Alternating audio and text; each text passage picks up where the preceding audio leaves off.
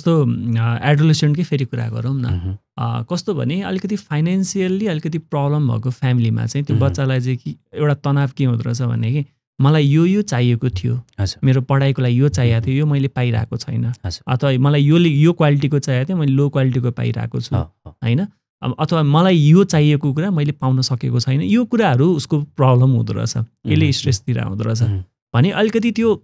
High class family भनौँ न, जसको फाइनेन्सियल स्ट्रेन्थ एकदम राम्रो छ, अर्निङ एकदम राम्रो छ, त्यो बच्चाले चाहेको कुराहरू सबै पाइरहेछ, उसलाई डिजिटल डिभाइसेसदेखि लिएर उसलाई पढाइमा चाहिने कुराहरूदेखि लिएर के चाहिन्छ, बाहिर एउटा ल्याभिस लाइफ जिरहेको छ क्या उसले, तर पनि ऊ ह्याप्पी छैन कि। राइट, मैले अघि भने वे अफ स्ट्रेस र डिस्ट्रेस मान्छेको फरक हुन्छ होइन, व्यक्तिसँग जे छैन उसले खोज्ने त्यही नै हो कि, सबै कुरा हुँदा हुँदै पनि कहिले केही कुरा हुँदैन रे के होइन, त्यसमा उसको भोगाइ, उसका अनुभवहरू, उसको सराउन्डिङले पनि ऊ स्ट्रेसमा परेको हुनसक्छ, केही कुराले खुसी नभए हुनसक्छ, मायाको कमी हुनसक्छ होइन। मान्छेलाई सबै चिज हुँदैमा मान्छे खुसी हुने होइन कि सर, हामीलाई लाग्छ चाहिँ त्यो लाग्न त पाइयो हेर्नुहोस्, तर वास्तविकता त्यो होइन। जस्तो विपिन सर, हजुर चाहिँ यो जुभिनाइल साइकोलोजीको पनि एक्सपर्टको रूपमा परिचित हुनुहुन्छ होइन, योसँग रिलेटेड हजुरको कामको केही एक्सपिरियन्स सेयर गर्न सक्नुहुन्छ? स्योर, जुभिनाइल भनेको चाहिँ अब 18 वर्ष मुनिको भाइ बहिनीहरू जसले चाहिँ इलिगल या भनौँ कुनै आपराधिक गतिविधिमा संलग्न भए, क्राइम गर्नुभयो भने, अझ म त क्राइम भन्न पनि अझै रुचाउँदिनँ, त्यस्तो खालको गतिविधिमा संलग्न भएर चाहिँ उहाँहरू पर्नुभएको छ भने उहाँहरूलाई चाहिँ मैले परामर्श सेवा दिन्छु, उहाँहरूको असेसमेन्ट गर्छु र त्यो सँगसँगै चाहिँ उहाँहरूलाई चाहिँ अब उहाँहरूको प्रतिवेदन रिपोर्ट बनाउनु पर्ने हुन्छ, त्यो रिपोर्टको आधारमा चाहिँ उहाँहरूलाई हामीले अब कसरी चाहिँ अब कुन खालको ट्रिटमेन्ट दिने, कसरी चाहिँ उसको जीवनमा चाहिँ उसलाई हामीले सपोर्ट गर्न सक्छौँ भन्ने खालको चाहिँ हामीले निगरानी गर्नुपर्ने हुन्छ। किनभने त्यो एजमा जानेर कतिले गर्दैन, मैले भने नि धेरै चिजहरू,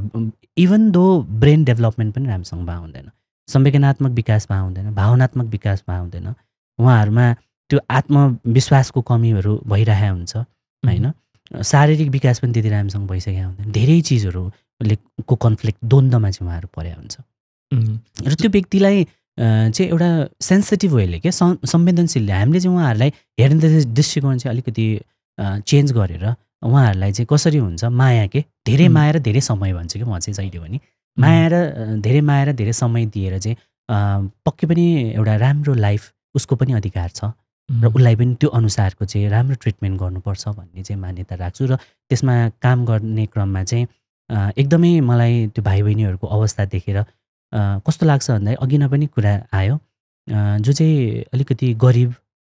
जो चाहिँ लैङ्गिक हिंसामा परेका, कुनै ट्रमामा परेका, यौन दुर्व्यवहारमा परेका होइन, घरमा चाहिँ अलिकति हेलाको पात्र बन्नु परेको बच्चाहरू चाहिँ प्रायः जस्तो यस्तोमा पर्नु हुँदो रहेछ र जसले गर्दा लतमा पनि पर्ने होइन, कुलतमा पनि परेर कुलतै ओसार प्रसार ड्रग्स नै ओसार प्रसार गरेको केसेसहरू पनि हुन्छ। त्यसले गर्दाखेरि धेरै डिफिकल्ट छ नेपालमा जुभिनाइल केसेसहरूमा पनि। अहिले भर्खरै अब कोर्ट भक्तपुरमा इस्टाब्लिस भयो यही जुभिनाइल केसेस हेर्नको लागि, हो भर्खरै एउटा इस्टाब्लिस भएको छ। अब हेरौँ, let's see, hope for the best. अलि बढी चाहिँ कस्तो खालको एक्टिभिटिजमा इन्भल्भ भएको भएर चाहिँ यो केसहरू आएको देख्नुहुन्छ? धेरै जस्तो मैले किन भने म ड्रग्समै जान्छु, हेर्नुहोस् ड्रग्समै छ बढी, किशोरलाई युटिलाइज हुने, मिसयुज हुने ड्रग्समै छ। त्यसले गर्दाखेरि चोरी डकैती होइन, त्यसै गरी हत्यासम्म पनि, त्यसै गरी यौन दुर्व्यवहारका कुराहरू, यी यस्ता खालका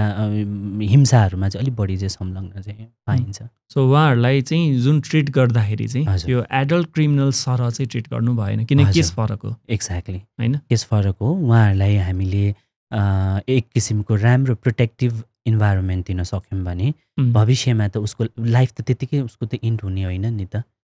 उसले त भनिहाल्यो, उसले जानेर गरेको कुराहरू कतिपय हुँदैन कि। एडोलेसेन्टमा हामी नै कति नै जान्ने जस्तो लाग्छ र हामी थियौँ, र हामीलाई लाग्छ कि हामी त्यति बेला एकदम जान्ने थियौँ त्यो उमेरमा चाहिँ भने, तर खासमा त होइन नि त वास्तविकता। मैले अघि नै भने नि मस्तिष्कको पनि विकास भए हुँदैन राम्रोसँग। त्यो संवेदनात्मक विकासै नभएको मान्छेले गरेको कुनै पनि उसलाई चाहिँ हामीले सकेसम्म त्यो नजरियाले नहेरिकन उहाँहरूलाई कसरी हुन्छ उपचारात्मक हिसाबले चाहिँ हामीले उहाँलाई व्यवहार गर्नुहुन्छ चाहिँ जस्तो कोही 15-16 वर्षको हुनुहुन्छ भने उहाँको हाइट ठुलो हुन्छ, राइट ज्यान ठुलो हुन्छ होइन, त्यसपछि उहाँको body structure each and every कुरा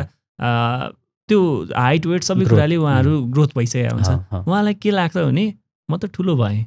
मैले त सबै जानेको छु त। अब उहाँहरू चाहिँ के हुन्छ नि, बाबा मम्मीले केही भनेको कुरा पनि उहाँहरूले भनेको ठिक हो त, मलाई लागेको कुरा पनि त ठिक हो नि, म ठुलो भइसकेँ, म झन् पढेको हो, आज पढेको मान्छे, बाबा मम्मीले त पहिला पढ्नु भएको थियो होला, हजुरआमाले त झन् पढ्नै भएको थिएन, तर मैले त पढेको छु, आज के भइरहेछ जानेको छु, डिजिटल डिभाइसहरू जानेको छु, अहिलेको टेक्नोलोजीमा के चेन्जेस आएको छ मैले जानेको छु भनेपछि त्यो खालको भावना डेभलप भइरहेको हुँदो रहेछ। तर इन रियालिटी उहाँहरूको मस्तिष्क नै राम्रोसँग अझै डेभलप भइसकेको हुँदैन। डेफिनेटली, किन भन्दाखेरि मान्छेको ब्रेन ग्रोथ हुनको लागि त धेरै समय लाग्छ कि सर। मान्छेको अनुभवहरूको कारणले, मान्छेको ज्ञान विवेक, एजुकेसनले, कल्चरले, धेरै चिजले म्याटर गर्छ नि त, एउटा मात्रै फ्याक्टर्सले हुने होइन नि त। हामीले के बुझ्नु पर्यो भने मान्छेको ब्रेन र माइन्ड दुइटा फरक चिज हो। ब्रेन हरेक र प्रत्येकसँग हुनसक्छ, माइन्ड हरेक र प्रत्येकसँग एउटै नहुन सक्छ क्या।